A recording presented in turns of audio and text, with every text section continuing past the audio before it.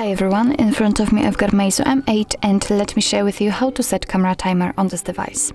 So first of all we have to open the camera app, and since we are in the standard photo mode we can take a look at this option bar, and right in the middle we've got the timer option, which is right now turned off, but after tapping on it you can see the information that we just activated the 30 seconds delay, and after tapping on it again we can set 10 seconds delay. Tapping on it again will turn off this option.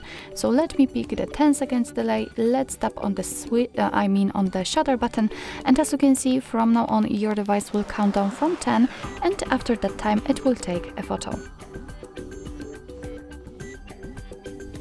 Okay, trust me, we just took a photo. I know that you cannot see it.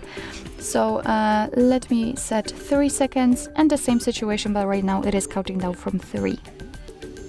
We can also turn it off, and from now on your device will take photos right after touching the shutter button, trust me. So actually this is it. This is how to set camera timer in your MEIZU M8. Thank you so much for watching. I hope that this video was helpful, and if it was, please hit the subscribe button and leave the thumbs up.